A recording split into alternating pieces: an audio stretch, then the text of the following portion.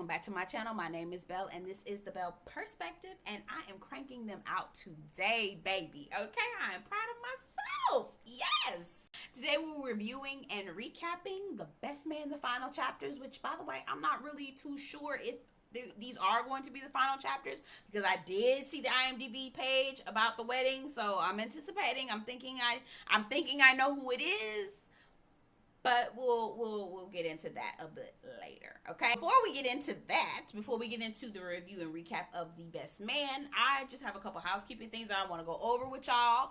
Do not forget to get down in the comments and talk to me nice, y'all. Like the video and subscribe to my channel, okay?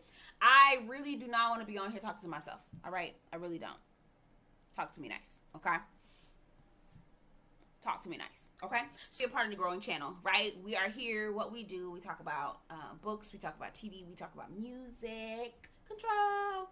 We talk about music. We talk about all kinds of things, okay? On this channel. Let's get into the review and recap. So, Best Man, I am going to mash up. I'm going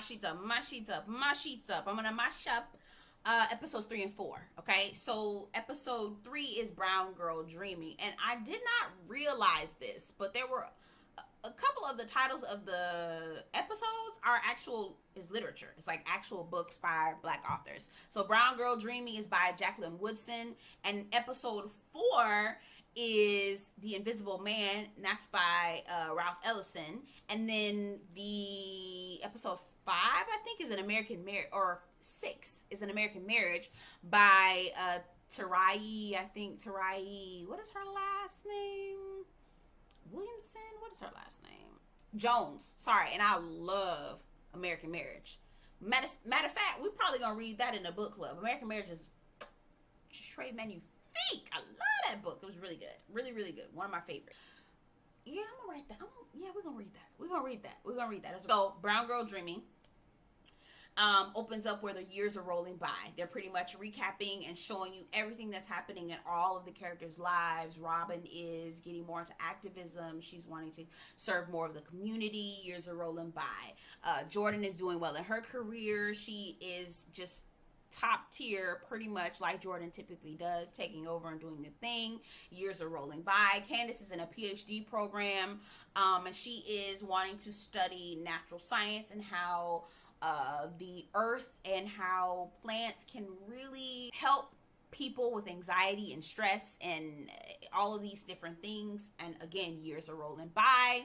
Shelby is launching her career, and Q is also pretty much expanding Spivey Properties, Spivey Real Estate, I think is what it is, Spivey Grand, pretty much doing the thing, and he's working in partnership with Shelby as well. They're a whole conglomerate. They're a whole power couple.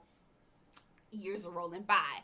As years are rolling by, they're also incorporating a lot of the things that are happening. So our orange flavored president, he got elected, okay? And then we talked about the panorama that came around, right? And then all the jobs that were lost because of the panorama.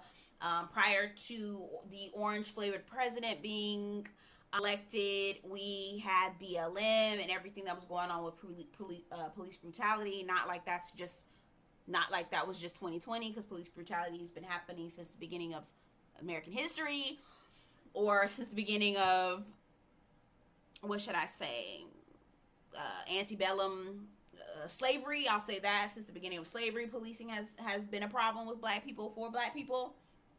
So all the years are rolling by, and they're showing all this because of the panorama. Q and Spivey Industries and Spivey Properties, they lose a lot of jobs. A lot of people get laid off. They lose a lot of money. There's a lot of issues going on with them. So the show opens up with Harper getting basically saying to Murch that he's looking to expand out, and he no longer wants to write about Bumper G. He wants to be a little bit more serious. He wants to write real content for real people. He wants to be on the Jasmine Ward level, which, oh my God, we in the book club, we're gonna be reading some of Jasmine Ward. I'm super excited. Super excited. Stay tuned. Lance is trying to find himself. He's got a auto business that he's working on, advertising for auto business. He's trying to do advertisement for cologne. He's just all over the place, just doing a whole lot, and he really just need to be sitting down, meditating, and figuring out what the hell he want to do for himself, because he's doing too much right now. Okay, he's still fine, but he's doing too much right now. Again, he's sitting down talking to Jordan, trying to get counsel from him. Jordan's like, listen, you need to sit down. You really need to find yourself. Okay.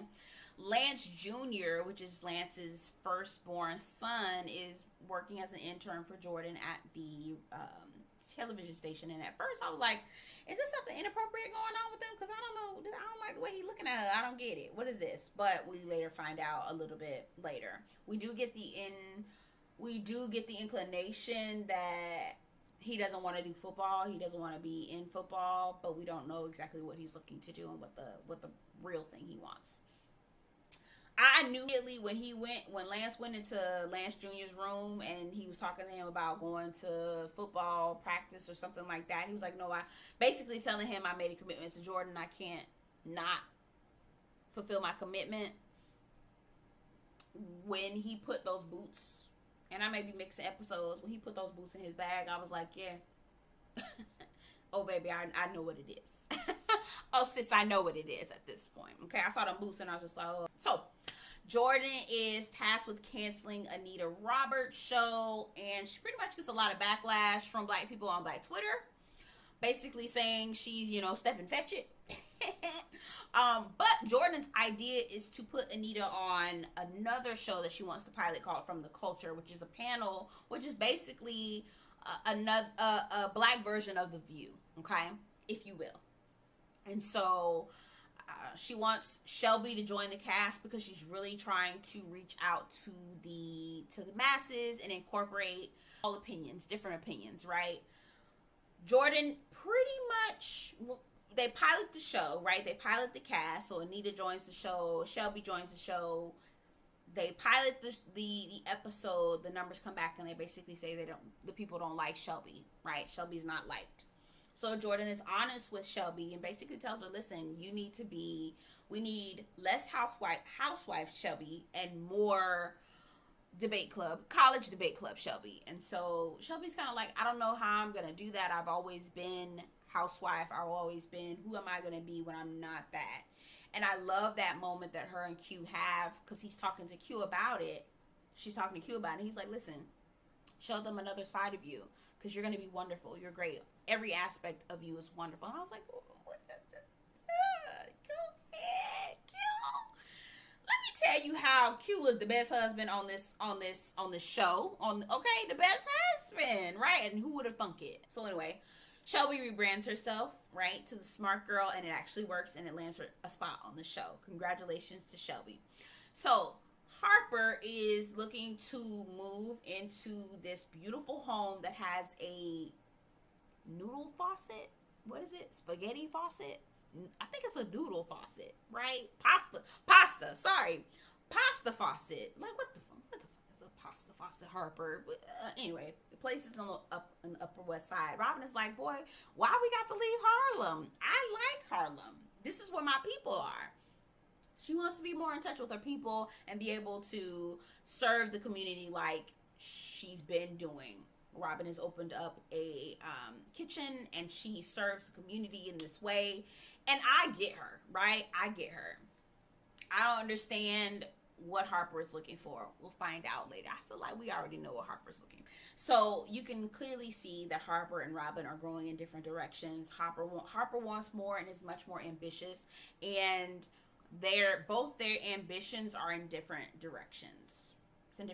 And I think that Harper wants to contribute to his community as well, but I think that he wants to do it in a different way than what Robin does. I feel like Robin is like, I want to be boots on the ground, and I think that Harper wants to not necessarily be boots on the ground, but definitely wants to write about it and pontificate on it, but not necessarily boots on the ground. And I feel like every aspect of activism is needed. Like, you need your scholars, research to talk about, to do those things, but then you also need like people that are boots on the ground that actually make actual change that should take place, right?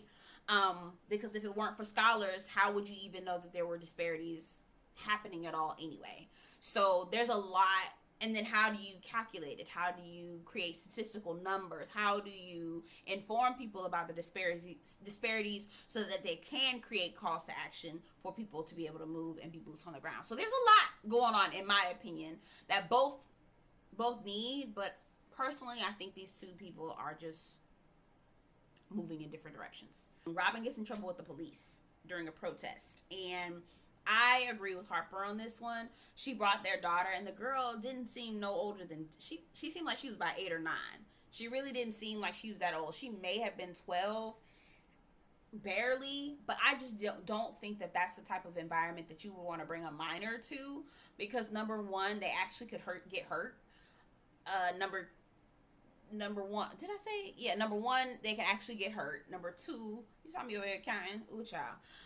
Number one, I think they can actually get hurt. Number two, that is a lot of trauma for a child to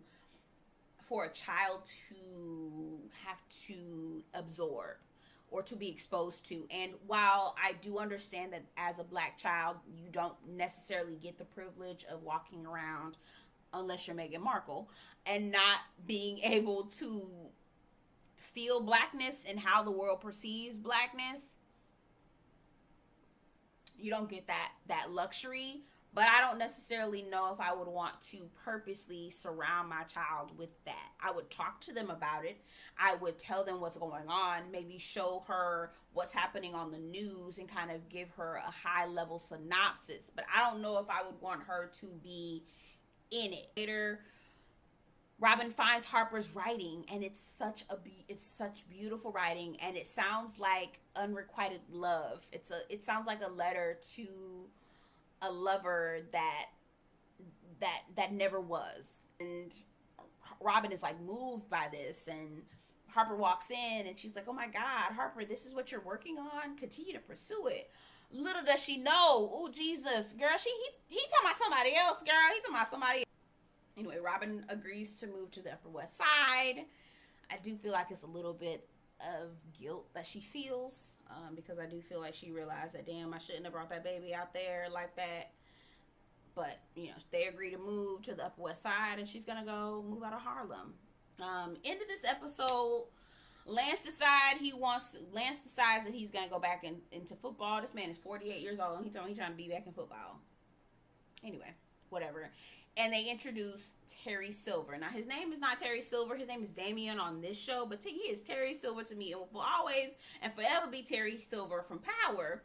And Terry Silver is always the fill-in man. If does that make sense? Like, he's the fill-in guy, right? He's the guy who you call when the character's not necessarily ready to get with the other man, but they cooking. Their relationship is cooking, so it's over there, but he with her to fill in until she ready for the other man. And the other thing about Terry Silver, because again, I'm gonna call him Terry Silver, I don't feel like he's straight, y'all. I really don't feel like he's straight, which is fine, which is completely fine. He does not have to be straight. What I'm saying is, y'all trying to cast him as a straight man, but it's not giving. It's not giving. And so I get annoyed at the fact that y'all casting this man as a straight man, but it's not giving. It's not giving. So I have a hard time believing the character and the character's interest in the women that he's pursuing, because it's not giving. It's not giving. Okay, so moving on to episode 4, The Invisible Man. Again, it's a book by Ralph Ellison. That also might be another book we put on them. We might read Invisible Man. Okay. I feel like Invisible Man was referring to Murch and Lance Jr. I think that's what this title is about, and I feel like that's what it's about. Invisible Man. Referring to Murch because of his... Okay, we'll talk about it. Let's get into it. Okay. There's a company that's looking to buy Spivey Grand. Q gets an offer, and he's actually thinking about it, thinking that maybe this might be a good idea, a good deal for him, to sell part of the property and come on and just manage it, but sell it and he'll make a lot of money. Q's father completely disagrees and says that the buyers are racist and that he built a company with his own hands. As he's saying, I built this with my raggedy hands. His hands really was raggedy, y'all. They needed lotion. He had like a cast on his arm. Q asked him what happened with his hand. He said nothing, pinched nerve. Later we find out Q's father's health is deteriorating and they don't have a good relationship, so he doesn't really go over to his house, and so his house is a mess, right? And so there's a lot going on with Q's dad. He overpaid his assistant. You know, he's leaving his car out. It could have gotten stolen or rained on. He's just doing a lot. He's just doing a lot. That's not necessarily what he would have been doing had his health not been deteriorating. And so this is a moment where Q and Shelby and Kennedy, which is Q and Shelby's daughter, they go visit his house, they help him clean up, and they start to kind of like build their relationship there. And I thought that was pretty cool. So going to Murch. So Murch and the kids and his two daughters are going to get into a cab, and this white lady with the dog also is trying to get into that same cab. Murch and the girls were there first. The white lady starts, crying, saying, "Why are you trying to steal this cab from me?" Murch was like, "I was already here. Can you remove your dog?" My daughter's literally sitting in the car. Which I don't understand why the taxi cab driver didn't speak up and say something, but whatever. And so the white lady starts crying. "Oh my God, this man is trying to steal my cab. Does anybody see this?" And so cops come over. Murch starts to talk, and he's like, "Be quiet, man. I'm talking to the lady." The white lady does the white lady thing. She's crying. Somebody's stealing from her, blah, blah, blah, blah, blah. The usual. Okay? So they end up finding another cab. It's a whole thing. Murch wants to talk to the girls about it. The girls are like, never mind. They don't really want to talk to him about it. They basically, one of the girls said, Daddy let this lady do something. Daddy let this lady steal the van, or steal the cab. Daddy let that lady steal the cab. And then the other one was like, well, what was he supposed to do? He could have been a hashtag, which I agree. He could have been a hashtag. I don't know. I don't know what to do in that situation. So Candace comes in. Candace is listening to the conversation. She's trying to figure out what's going on. Candace wants to get into natural products from the ground, from the earth, and use natural remedies to cure stress and anxiety. And her current advisor is not supporting her ideas, and so she has decided that she's going to go to another advisor, Dr. Temple, ask him to review her paper and give his feedback. He agrees to do so, and that's the beginning of Dr. Temple. We'll see where he goes, how they work him into the show. Looks like Q has also been buying Kennedy a lot of expensive bags, a Chanel bag, trying to get him to buy a Birkin bag. I'm like, good Lord. Shelby basically is telling Q, you need to stop trying to be her friend and you need to be more of her parent. Kennedy calls Q, which I'm like, why? Which makes sense because she wasn't in his life for pretty much all the years, but I have an issue with the fact that Shelby didn't tell this man that he had a daughter until she was, 13, 14. I just thought that was kind of wrong. Harry Silver, again, is in this episode. Y'all not about to make me believe that he really... Okay, I won't go there again. But anyway, meets Jordan. It's like 4 o'clock in the morning. He meets Jordan as she's walking down the street, her usual routine, trying to get to the office. He stops her. He says, "Hey, I know your routine, pistachio coffee. I've got 56 minutes to sit with you." And she's looking at him like, what the hell? What you doing? Basically gives her a rundown of her itinerary, which is creepy to me because I'm like, have you been stalking her? Like, you coming on a little too strong for me. I'd have been like, girl, run, girl. What is that? What's in that drink? But maybe I'm too paranoid. I don't know. But he was coming on entirely too strong for me. Yeah, I don't trust it. Anyway, so he takes her up to some building. I guess they dated in the past. He left her for someone else. He ended up getting a divorce. They talk about that. He takes her up to the top of a building to watch the sunrise. It was pretty sweet. I like that. It was nice, but he's coming on too strong for me. Robin has a serious crush on the mushroom guy.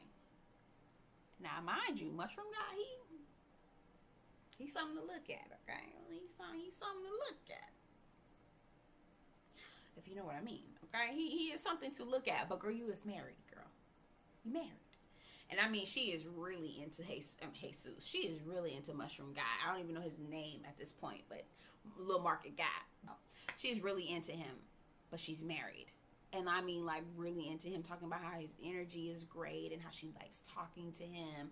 Girl, you're talking like you're single. You're not single. And Candace has to remind her of that. All right, I hear you, but you married. Girl, you married, girl.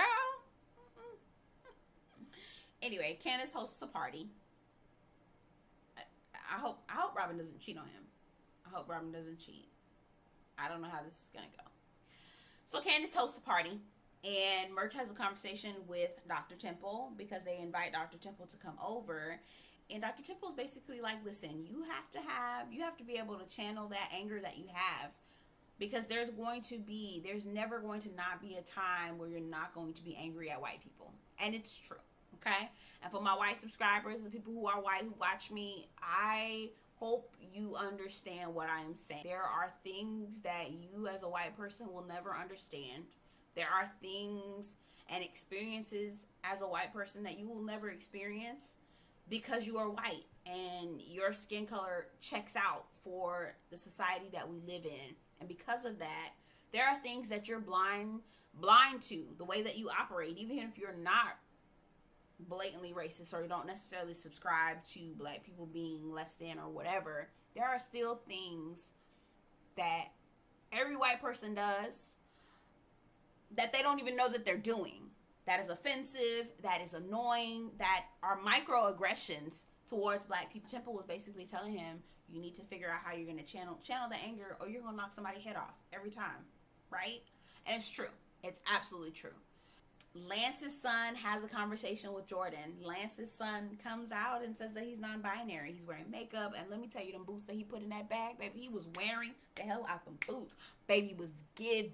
He was giving, and he was giving. I loved it.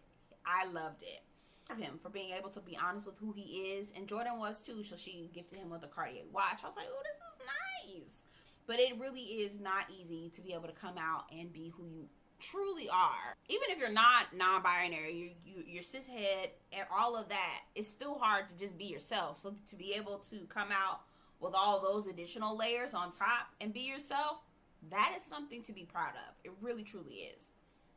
Lance decides, with that being said, after that conversation with him and Jordan, he decides that he's going to just tell his father that he's no longer interested in football. He finally is open and honest with his dad about that. He doesn't tell his dad about the non-binary part and that he wears makeup and cute boots.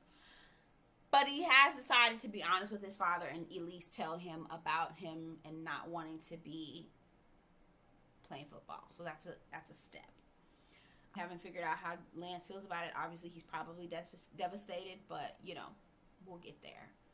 Lance decides that he's no longer going to play football, but he wants to coach it, which is better suited.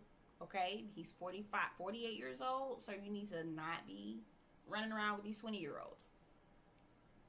I'm sure you still got it. Morris Chestnut is still a specimen to behold. However, 48, just... It's not the business. It isn't. Lastly, Murch tries to have a conversation with the girls, but the girls are all like elusive. They're all aloof. I don't know. I gotta go, Dad. Did you see Rihanna's post? She hasn't posted in a long time. It's so cool. I'm gonna send it to you. Like, girl, what? But I don't know. Maybe that's the way that they've coped with it. I don't know. Maybe they're not wanting to talk to him about it. Maybe they just want to discuss it amongst each other. Murch is confused, and so as he's folding clothes, he sees the UFC fighting, and I'm like, y'all finna tell me that Murch gonna be doing some UFC fighting? Dear God, yikes on bikes. It happened. It'll be interesting to see Murch's character develop, because I don't really feel like he had a whole lot going on that we could talk about, and so now I feel like they're gonna be including him, and we're gonna see him evolving into something. I'm not sure what, but we'll see. Anywho, I'm going to watch episode 5 and 6 and probably combine those as well, because I really want to get done with this series, because Twitter stays spoiling shit for me again. I really appreciate all of you who have subscribed. Miss Sharon, Xavier, all of y'all who have subscribed. Thank you so much. If you want to be a part of the growing channel, please hit the subscribe button down at the bottom. Hit that like button, and please, please, please, please. I do not want to be talking to myself. Get into the comments and let me know what you think. Talk to me nice, okay? And others nice as well.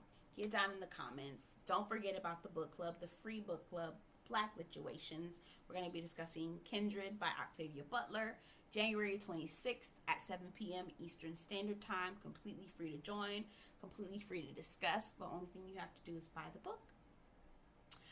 And I'm thinking if there's anything else that I need to talk about. I don't think so. Stick around. Don't forget to check out the Soul Firm Entertainment channel. Oh my gosh, they have such great content there. I just sat with them to discuss Riches, which is a show on Amazon Prime. It was a decent show. I liked it. It was pretty good. It has a couple gems on there. Check out their channel. Subscribe to their channel. Some good people there. And I will see you in the next one. Take care.